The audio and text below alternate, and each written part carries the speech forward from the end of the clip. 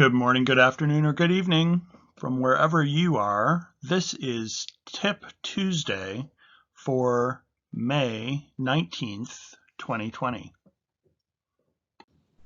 Thanks for joining me, Carson. Dan, it's always a pleasure. I know we were just talking about some LinkedIn features, and you reminded me of one that I'm not that familiar with, and I have to admit I have never used myself. Well, especially in this day and age, I'm always trying to find different and better ways or new ways to connect in this virtual world. And so I've taken a liking to the LinkedIn voice message, the ability to go in and just like you're sending a message to somebody else via LinkedIn, if you're connected with someone, somebody at a client, somebody at a partner, whatever that may have you, could be a colleague, you have the ability to, rather than just sending a text message, to actually send a voice message. And I found, first off, that it's a nice way to add a personal touch, a nice way to really no pressure. I mean, you've obviously left someone a message that they can check at their leisure, but it's also a good way to connect outside of the email, the attempt to get a phone call, those sorts of things. And it's a great time too to just kind of check on some of your clients and just make sure that they know that you're thinking about them with that personalized touch that isn't a marketing email or isn't some kind of news blast. Those are obviously still very important, keeping people informed. So we're still doing that, but checking in on your top clients and making sure that they feel the love right now is a great thing to do with a LinkedIn voice message. That they also get they get a lot of attention.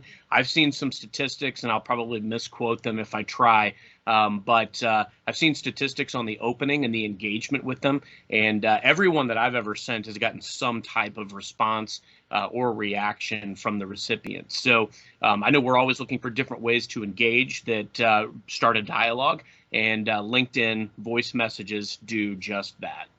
And I know that's what I shared with you. The only one that I have received is from Mark Steele, who was a colleague of mine at Microsoft. I'd sent him a note on LinkedIn, a message direct about, hey, we should connect, let's get together for lunch, whatever the message was. And he sent me my very first and only LinkedIn audio message. And listening to that, first reaction was, wow, I didn't even know you could do that. And then second reaction was, I need to reach back out to Mark. The ball's back in my court of, keeping that connection fresh. Have you ever heard of Chris Strub? I don't believe so. So Chris is somebody that did a volunteer. He's very big into nonprofit volunteering, and he wrote a book called 50 States, 100 Days. And he volunteered. Yeah, he volunteered in all 50 states within 100 days. And wrote a book. He's got a video that they've produced. He does a lot of social media marketing, keynote presentations, that type of thing. And I met him on Twitter he had posted something. Miri Rodriguez from Microsoft was one of 56, I think, keynote females that he was recommending to others that were hosting social media events. And just out of, hey, I'd like to find out who these other 55 people are, females that I haven't possibly heard of or been aware of. And on Twitter, that, you have to type in a name, you have to figure out if it's really the person. So I created a list. For the blue check mark. Right. I created a list out of it just for my own, these are the 56 he mentioned. I think there was one person I couldn't find based on the name and, trying to find the company or that type of thing. But I got 55 of them put into a list. And then that list is public, so others can use it to quickly connect with those 55 speakers or look them up, or just follow them. It's basically a curated list of those 55 people as opposed to everybody that I have added on Twitter. And Chris did the same thing on the Twitter platform that we're talking about in LinkedIn. He sent me, I think it was either public, I'll have to look it up again, but it was either public acknowledgement through a video. And I think it was public because that's what really kind of stood out to me was he took the time, one, to put together a video, two, to call me out by name. You know, Dan Ray, thank you so much for putting together this Twitter list. It's been super helpful. He had written an article that just had, you know, bios and all sorts of other things, but there wasn't an easy way or a place to click to find them on any type of social media. I don't think LinkedIn or Twitter. And I thought, you know, hey, that might be the icing on the cake from his perspective. Yeah. I tagged him in it, you know, and maybe retweeted it, but it started this dialogue where Chris was in Illinois and I went to his social media camp or event in Rockford, and we got to talking, and now have a personal relationship as well as that professional one.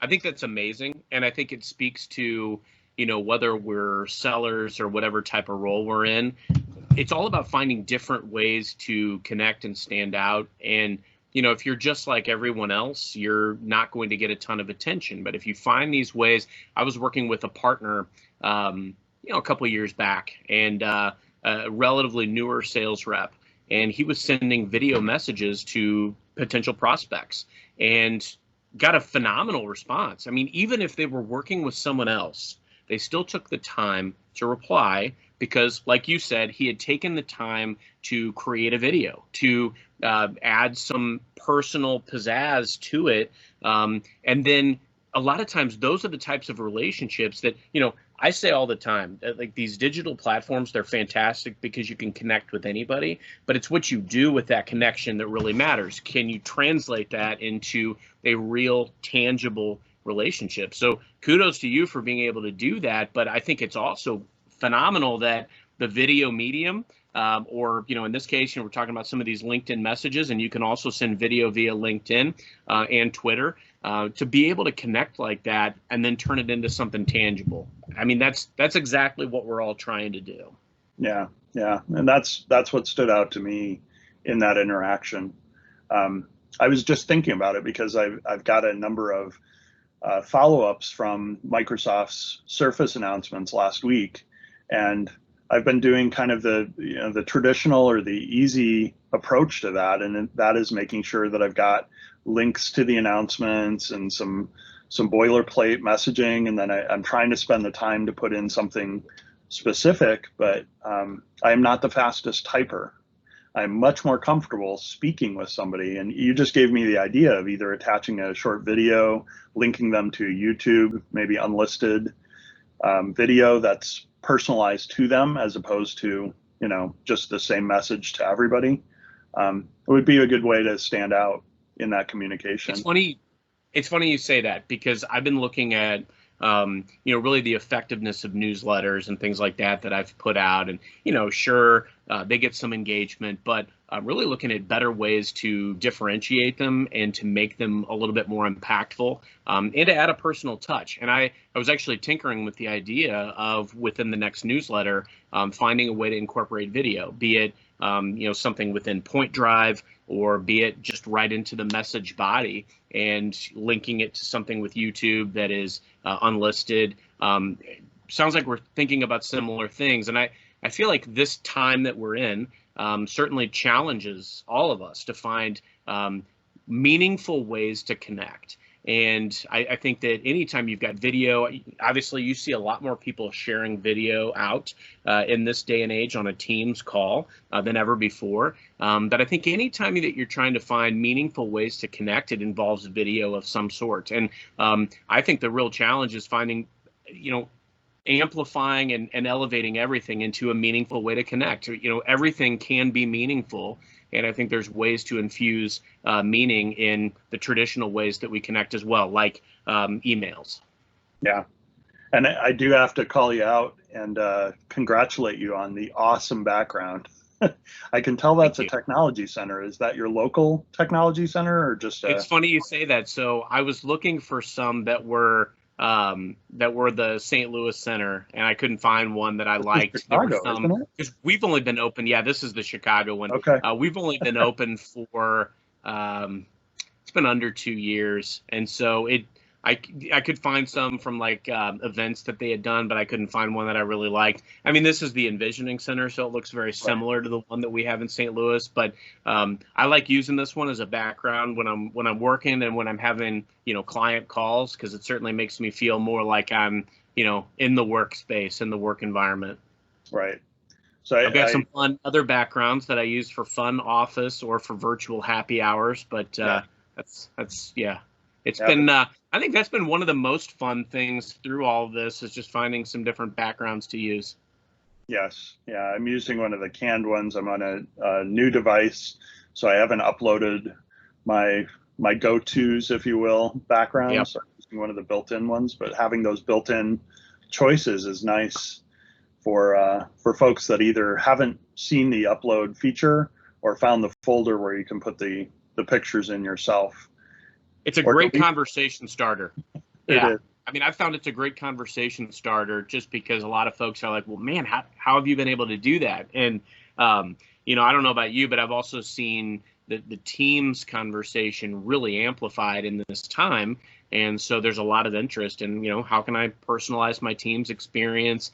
And I think it's fun. I think it's fun to be able to put some of these things into your work day. To kind of change it up, spice it up a little bit. So what device are you using right now? I'm using a Surface Go 2. They just shipped me Nice.